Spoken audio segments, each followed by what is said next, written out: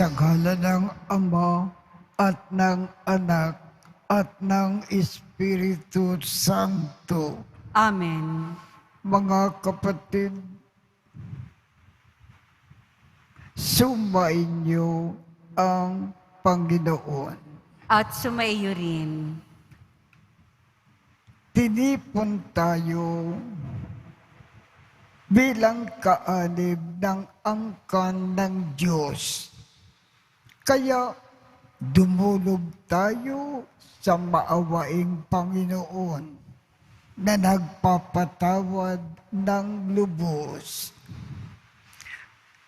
Sinugong tagapagpagaling sa mga nagsisisi, Panginoon, kaawaan mo kami. Panginoon, kaawaan mo kami. Dumating na tagapag-anyayang mga kasalanan ay magsisi. Kristo, kaawaan mo kami. Kristo, kaawaan mo kami. Nakaluklok ka sa kanan ng Diyos Ama para ipamagitan kami. Panginoon, kaawaan mo kami. Panginoon, kaawaan mo kami. Kaawaan tayo ng makapangyarihang Diyos. Patawarin tayo sa ating mga kasalanan at patnubayan tayo sa buhay na walang hanggan. Amen. Manalangin tayo. Ama naming makapangyarihan, sa iyong pagtataguyod, ang aming mga ginagawa ay iyong pangunahan at sa iyong tulong ay iyong subaybayan upang lahat ng aming ginaganap ay sa iyo magbuhat at sa pamamagitan mo humantong sa wakas sa pamamagitan ni Jesucristo kasama ng Espiritu Santo magpasawalang hanggan. Amen. Magsiupo na po ang lahat. Pagbasa mula sa aklat ng Deuteronomio. Sinabi ni Moises sa mga tao, nasa inyo ngayon ang kapasyahan. Kayo ang pipili ng buhay at kasaganaan o ng kahirapan at kamatayan. Kapag sinunod ninyo ang kautusan, inibig ang Panginoon at nilakaran ng kanyang mga landas, pagpapalain niya kayo sa lupaing ibibigay niya sa inyo. Mabubuhay kayo ng matagal at kanyang pararamihin kayo. Ngunit, kapag tumalikod kayo sa kanya at naglingkod sa ibang Diyos, ngayon pa'y sinasabi ko sa inyong malilipol kayo. Hindi kayo magtatagal sa lupaing tatahanan ninyo sa ibayo ng Hordan. Saksi ko ang langit at ang lupa na ngayon inilahad ko sa inyo ang buhay o kamatayan at ang pagpapala o sumpa. Kaya piliin ninyo ang buhay para kayo at ang inyong lahi ay magtagal. Ibigin ninyo ang Panginoon. makinig sa kanyang tinig, at manatiling tapat sa kanya. Sa gayon, mabubuhay kayo ng matagal sa lupaing ipinangako niya sa ninuno ninyong sina Abraham, Isaac, at Jacob. Ang salita ng Diyos. Salamat sa Diyos. Mapalad ang umaasa sa Panginoon tuwina. Mapalad ang umaasa sa Panginoon tuwina.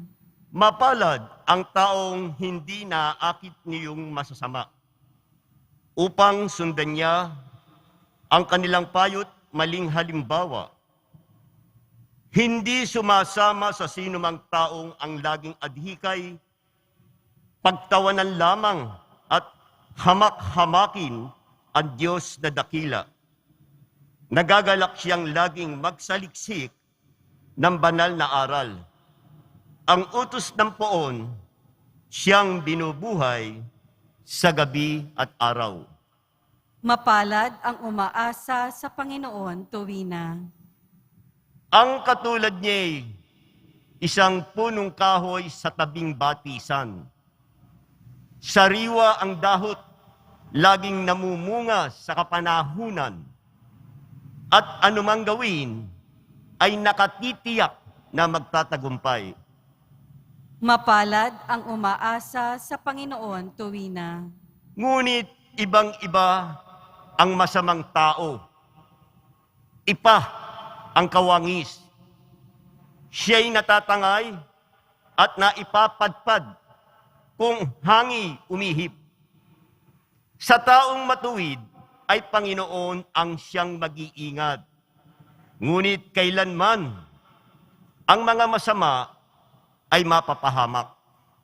Mapalad ang umaasa sa Panginoon tuwina. Magsitayo po ang lahat.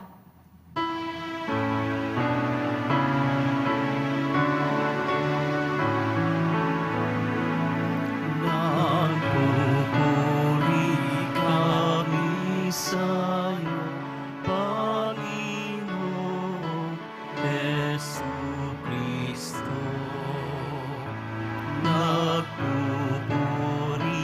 kami sa'yo, Panginoong Jesucristo. Sinabi ng mahal, kasalanan ay talikdan, pagsuway ay magsisihan, maghahari ng lubusan ang buong Diyos na may kapal. Nagpupuri kami sa'yo, Panginoong Jesucristo.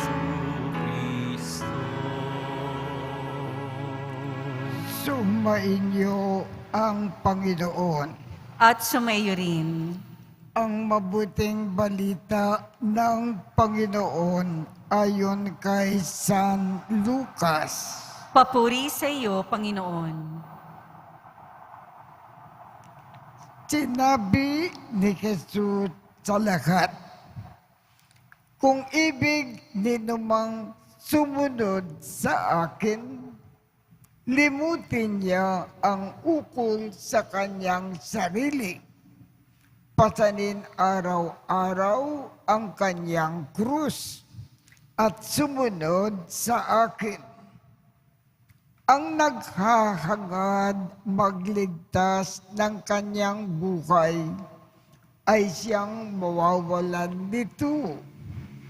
Ngunit ang mag-alay ng kanyang buhay alang-alang sa akin ay siyang magkakamit noon. Ano nga ang mapapala ng tao?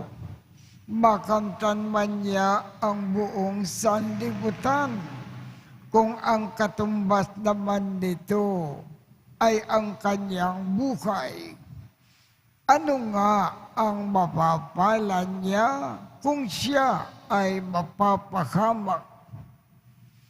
Ang mabuting balita ng Panginoon. Pinupuri ka namin, Panginoong Heso Kristo. Magsiupo na po ang lahat. Ang ibig pong ipaabot sa atin ng ating Panginoon sa pamamagitan po ng ating Ebanghelyo ngayong umaga. Kung bilang pagmamahal natin sa Panginoon, ginagawa natin ang kanyang kalooban sa lahat ng panahon, sa lahat ng lugar, at sa lahat ng paraan. Kahit na labag sa ating kalooban, magkakaroon tayo ng buhay na walang hanggan pagkatapos ng ating buhay dito sa lupa.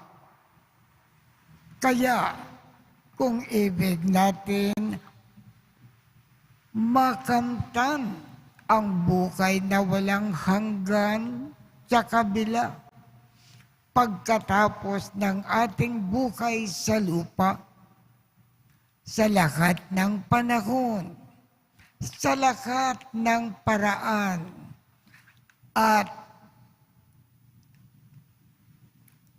kahit na labag sa ating kalooban, gawin natin ang kalooban ng ating Panginoon. Lahat ng kanyang gusto, isagawa natin sa ating buhay.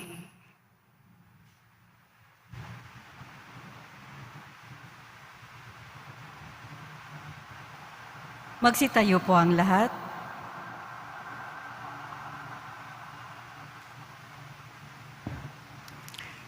Tinatawag tayo ng Panginoong Hesus upang sumunod sa Kanya, magpasan ng krus katulad niya, at ikabilin sa Kanya ang lahat ng nagdurusa.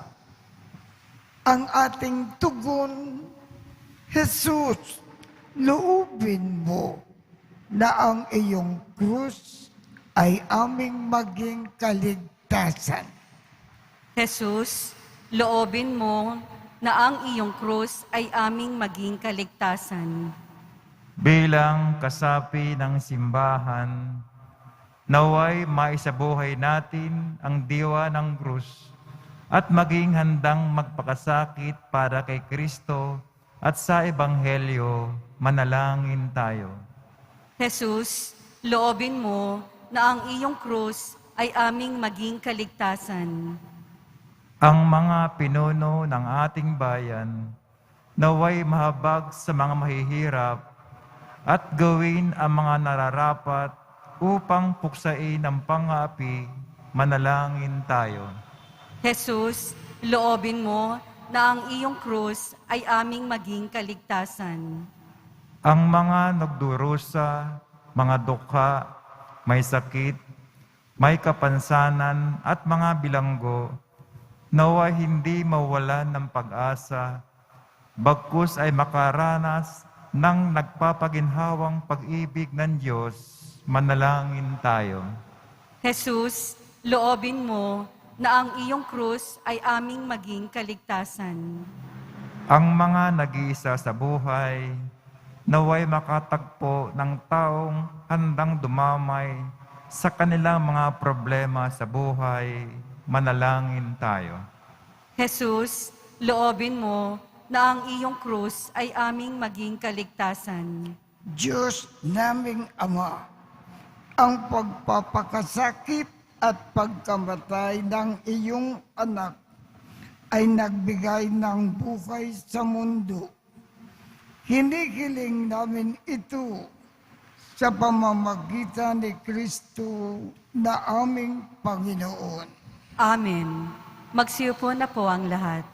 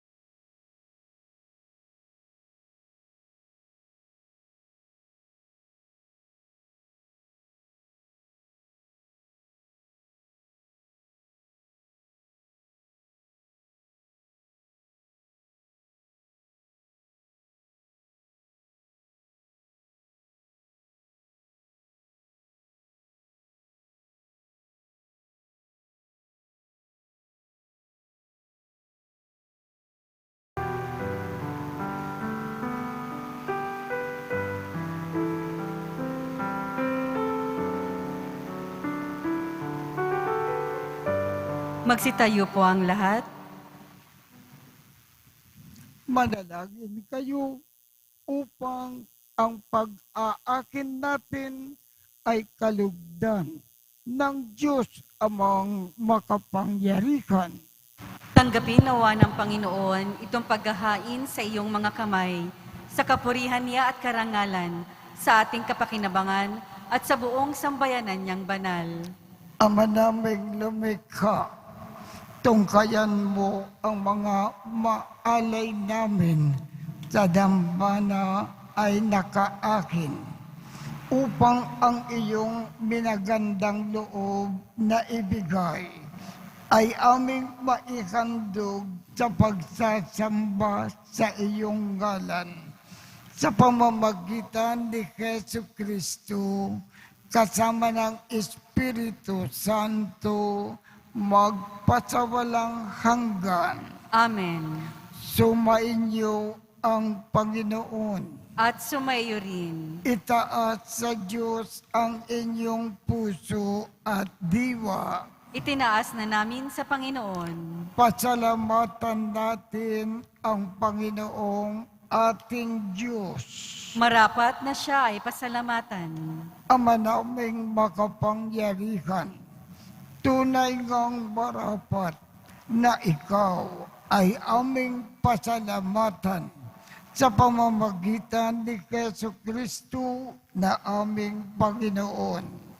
Sa aming kusang pagtitiis ng hirap, tinutulungan mo na aming maitumpak ang kinamihas ng pagsalungat sa pananagutan na iyong iniatas sa aming pagtulad sa anak mong mahal na nagpakasakit para sa tanan. Ang pagsisikap namin ay iyong kinalulugdan at ang pagpapakabuti namin ay iyong ikinararangal. Kaya kaisa ng mga anghel na nagsisiawit ng papuri sa iyo nang walang humpay sa kalangitan, kami ay nagbubunyi sa iyong kadakilaan. Santo, Santo, Santo, Panginoong Diyos ng mga hukbo, napupuno ang langit at lupa ng kadakilaan mo, o sana sa kaitaasan. Pinagpala ang naparirito sa ngalan ng Panginoon, o sana sa kaitaasan. Magsiluhod po ang lahat. Ama naming banal, ikaw ang bukal ng tanang kabanalan. Kaya sa pamamagitan ng iyong Espiritu, gawin mong banal ang mga kaloob na ito upang para sa amin ay maging katawan at dugo ng aming Panginoong Keso Kristo, bago niya pinagtiis ang kusang loob na maging handog. Hinawakan niya ang tinapay, pinasalamatan kanya, pinaghati-hati niya iyon. Iniabot sa kanyang mga alagad at sinabi, "Tanggapin ninyong lakat ito at kanin. Ito ang aking katawan na ikahandog para sa inyo."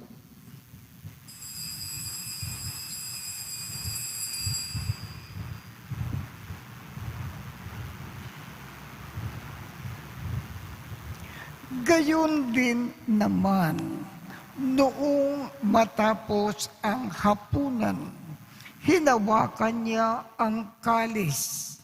Muli kanyang pinasalamatan.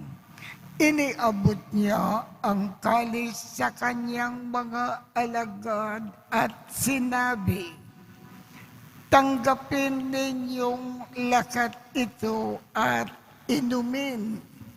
Ito ang kalis ng aking dugo, ng bago at walang hanggang tipan, ang aking dugo na ibubukos para sa inyo at para sa lakat, sa ikapagpapatawad ng mga kasalanan.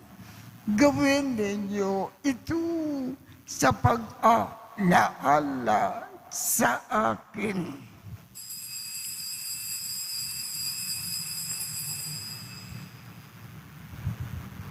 Magsitayo po ang lahat.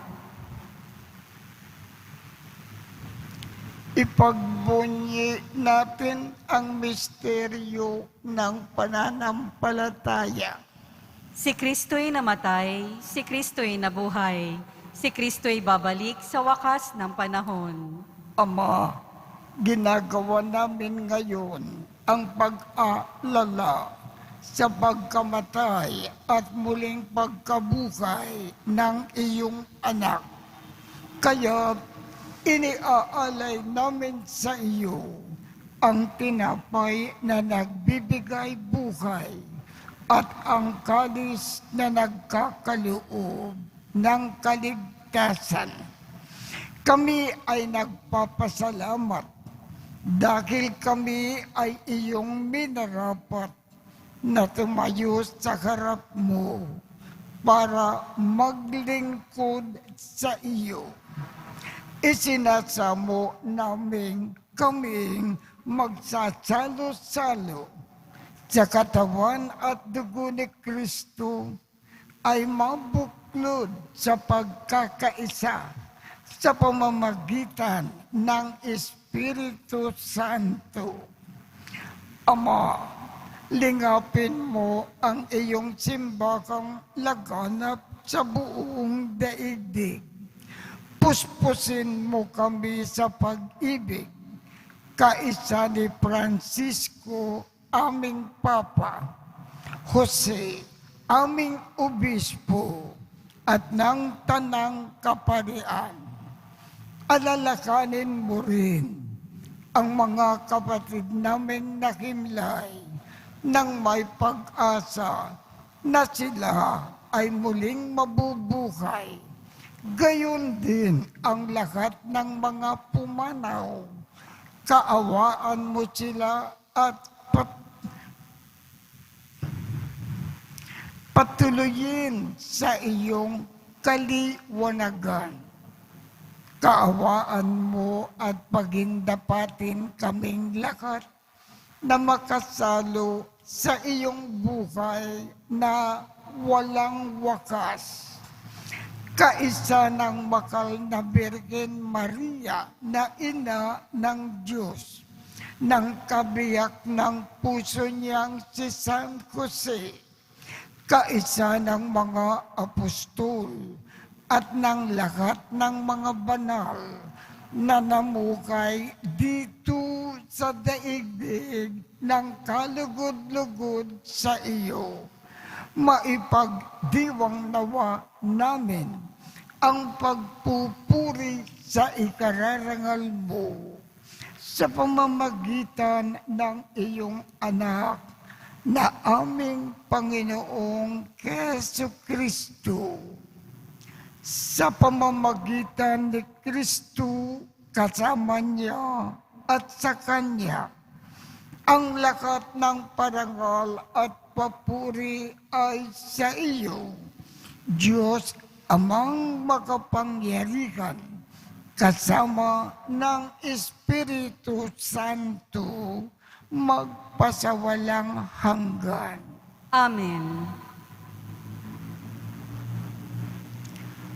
Sa tagubilin ng mga nakagagaling na utos at turo ni Jesus na Panginoon natin at Diyos, ipakayag natin ng lakas loob.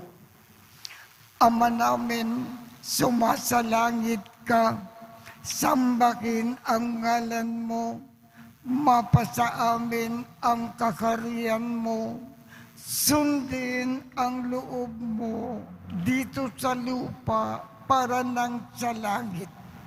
Bigyan mo kami ngayon ng aming kakanin sa araw-araw at patawarin mo kami sa aming mga sala para ng pagpapatawad namin sa mga nagkakasala sa amin.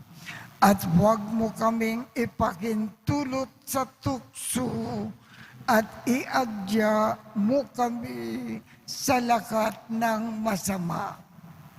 Hinihiling namin, Ama, iadya mo kami sa lakat ng masama. Pagkalooban kami ng kapayapaan sa araw-araw. Iligtas sa kasalanan at ilayo sa lakat ng kapakamakan. Samantalang aming pinananabikan ang dakilang araw ng pagpapakayag ng tagapagligtas namin si Jesu Kristo. Sapagkat iyo ang kaharian at ang kapangyarihan at ang kapurihan magpakailanman. Amen. Panginoong Jesu Kristo, sinabi mo sa iyong mga apostol, kapayapaan ang iniiwan ko sa inyo. Ang aking kapayapaan ang ibinibigay ko sa inyo. Tungkayan mo ang aming pananampalataya at huwag ang aming mga pagkakasala. Pagkalooban mo kami ng kapayapaan at pagkakaisa ayon sa iyong kalooban, kasama ng Espiritu Santo, magpasawalang hanggan. Amen. Ang kapayapaan ng Panginoon ay laging sumainyo. At sumaiyo rin. Magbigayan tayo ng kapayapaan sa isa't isa. Kordero ng Diyos na nag-aalis ng mga kasalanan ng sanlibutan, maawa ka sa amin. Kordero ng Diyos na nag-aalis ng mga kasalanan ng sanlibutan, maawa ka sa amin. Kordero ng Diyos na nag-aalis ng mga kasalanan ng sanlibutan, ipagkaloob mo sa amin ang kapayapaan. Magsiluhod po ang lahat. Ito ang kordero ng Diyos. Ito ang nag-aalis ng mga kasalanan ng sanlibutan. Mapalad ang mga inaanyayakan sa kanyang piging. Panginoon, hindi ako karapat-dapat na magpatuloy sa iyo, ngunit sa isang salita mo lamang ay gagaling na ako.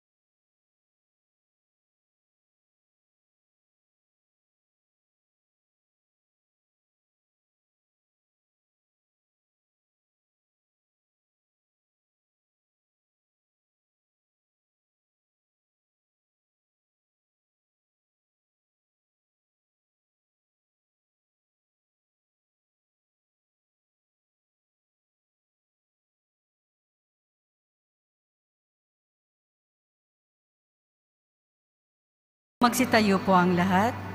Manalangin tayo. Ama naming mapagmahal, sa pagsasalo namin sa piging mong banal, ang pag-aakin na ito sa ikapagpapatawad ng mga kasalanan ay siya rin nawang laging magdulot ng kaligtasan. Sa pamamagitan ni Jesucristo, kasama ng Espiritu Santo, magpasawalang hanggan. Amen. Sumainyo ang Panginoon At sumayo rin. at pagpalain kayong lahat ng makapangyarikang Diyos, Ama, Anak, at Espiritu Santo. Amen. Tapos na po ang misa. Humayo tayong mapayapa. Salamat sa Diyos.